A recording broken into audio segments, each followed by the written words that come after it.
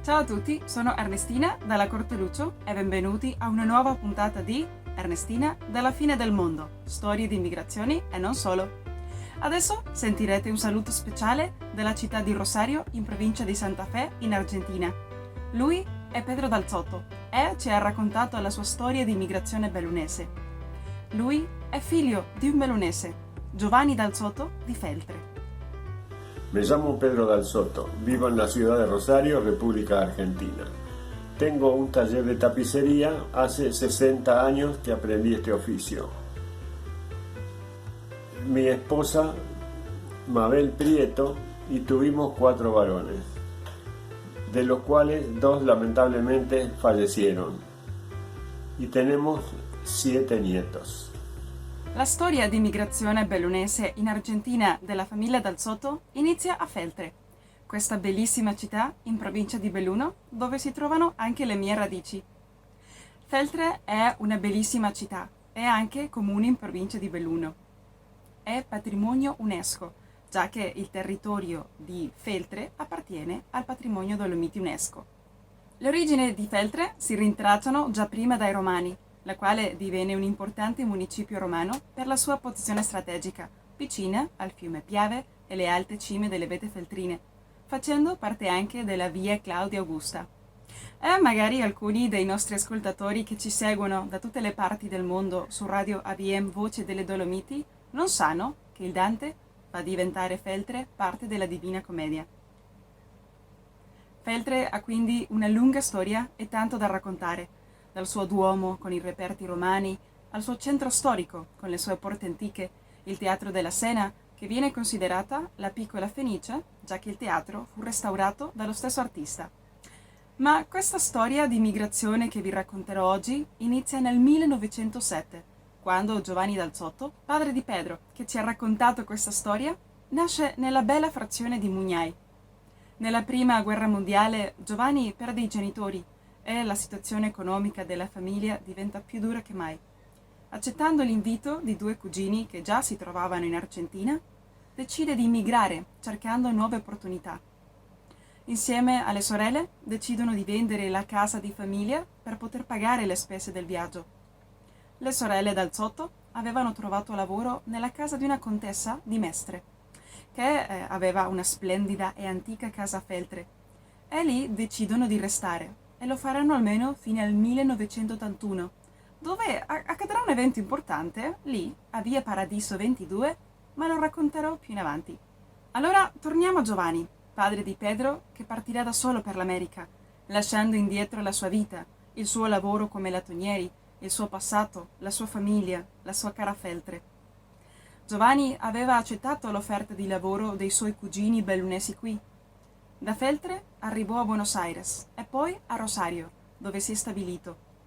Rosario è una bella città in provincia di Santa Fe ed è la terza città più popolosa del paese. Rosario si affaccia al fiume Paraná e si trova nel cuore della pianura della Pampa. E da lì si trasportano grani per il resto del mondo. Rosario è stata fondata nel 1800 e si trova in una posizione strategica che la trasforma in una grande metropoli all'interno di una delle zone agrarie più produttive dell'Argentina, anche essendo centro commerciale, di servizi e di industrie. La città di Rosario deve il suo nome alla Vergine del Rosario, la cui immagine rimane nella cattedrale intorno alla quale è nata la città. Rosario ha anche una rilevanza storica per l'Argentina. Qui si innalzò per la prima volta la bandiera argentina il 27 febbraio 1812, grazie al suo creatore, il generale Manuel Belgrano, figlio di un genovese. Grazie a questo importante momento, la città viene chiamata come la cuna della bandera, ossia la culla della bandiera. Allora, in questa nuova terra, nella città di Rosario, il feltrino Giovanni Dal Zotto si stabilì e iniziò a lavorare in una camera frigorifera. Ma Giovanni incontrò tante difficoltà, come tutti i migranti. C'erano tante nuove sfide, come imparare la lingua, la cultura, allontanarsi dalla propria terra e la propria famiglia. Ma con quella grinta bellunese che caratterizzava il nostro migrante Dal Zotto, va avanti e riesce a stabilirsi nel suo lavoro e con successo.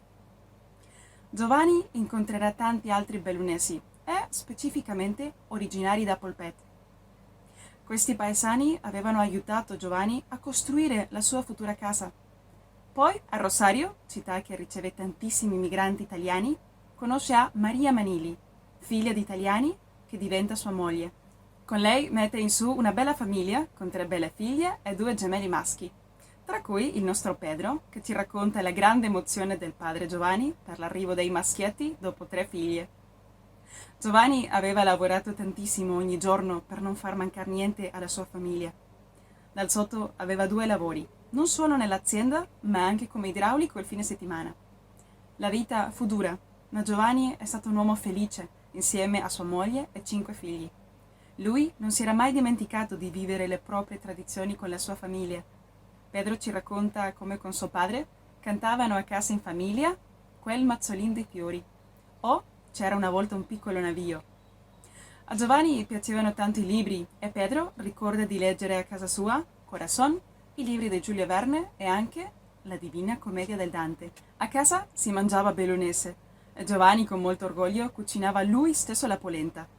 Suo figlio Pedro ci racconta come Giovanni passava ore a cucinare la polenta in un paiolo di rame. A fine cottura versava la polenta su un tagliere di legno e poi, insieme ai figli, la tagliava col filo. Pedro si emoziona a ricordare quei bei tempi, tutti attorno al tavolo, mangiando in famiglia. Suo padre anche aveva un orticello, dove insegnò ai figli a coltivarlo.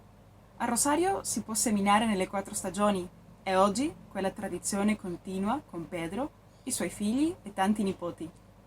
Giovanni non si dimenticò mai delle sue sorelle rimaste in Italia, a cui scriveva lettere. Era l'unico modo che c'era per poter rimanere in contatto con la sua terra, con la sua famiglia. Giovanni faceva partecipare anche i suoi figli e Pedro ricorda come da bambino ognuno doveva scrivere una lettera alle loro zie Feltre. Giovanni approfittava anche a tramandare la lingua italiana ai suoi figli. Giovanni aveva avuto una vita felice, ma sfortunatamente la tragedia colpisce la famiglia Dal Sotto. Nel 1962, alla giovane età di 56 anni, Giovanni è stato coinvolto in un grave incidente sul lavoro dove perde la vita in modo tragico. Pedro, suo figlio, ci racconta che fu il momento più difficile della famiglia. Perdere suo padre a 17 anni lo colpisce duramente, ma l'amore e l'unità della famiglia saranno il suo supporto. La famiglia Dal Sotto, e soprattutto i 5 fratelli, vanno avanti e diventeranno ancora più forti e uniti che mai.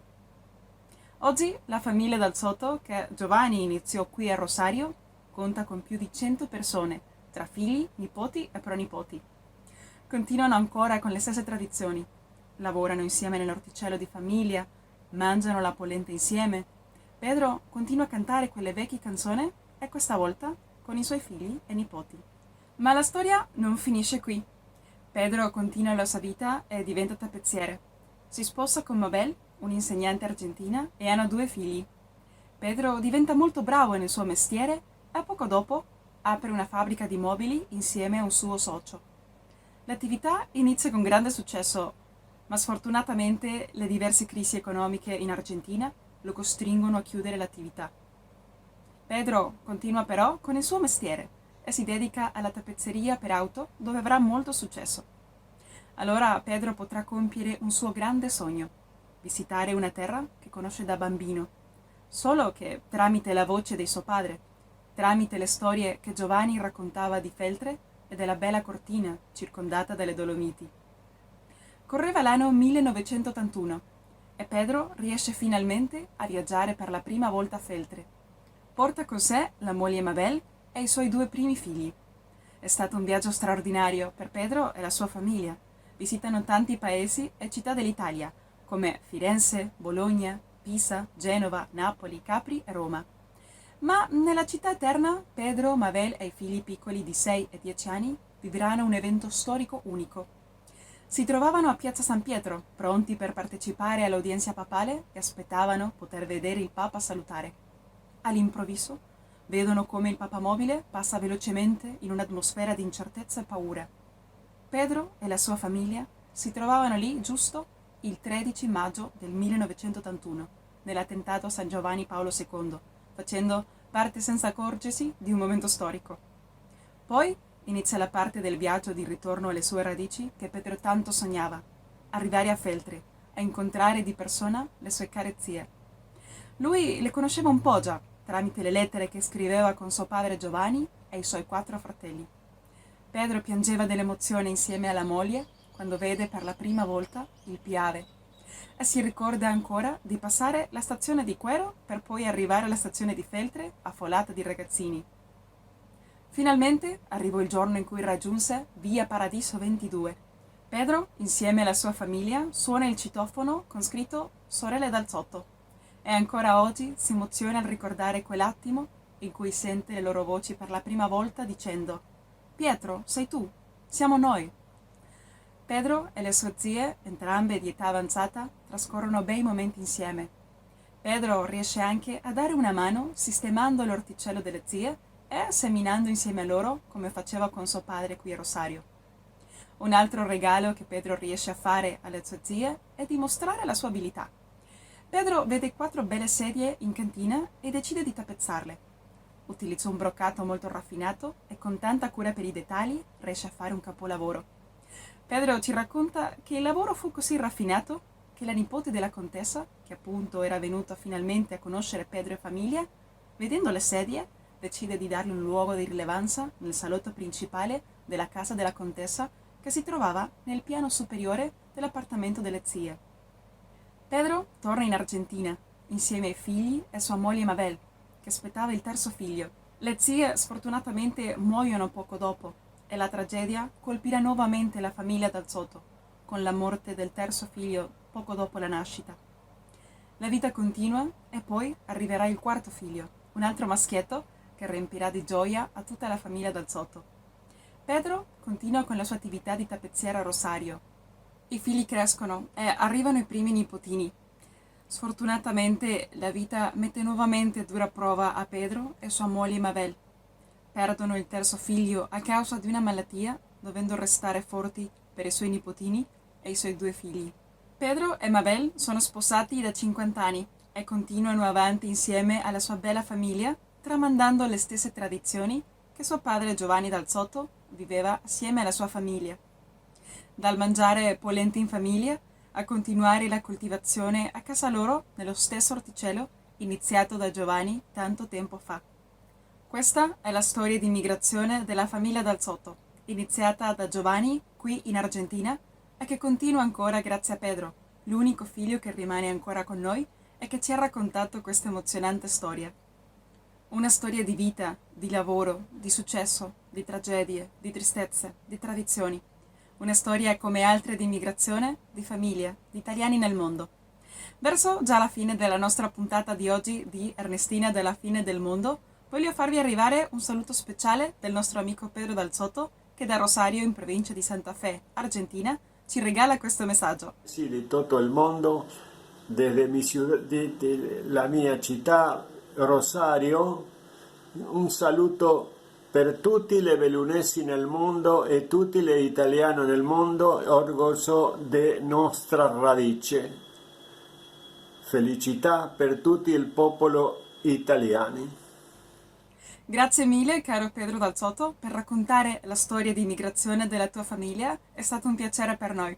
E anch'io voglio inviare i miei saluti a voi, cari bellunesi nel mondo, da qui, dalla fine del mondo. Arrivederci amici, e come dice il nostro motto, vicini e lontani, mai soli. Ringraziamo Ignazio Dalla Corte Lucio per la musica e il montaggio.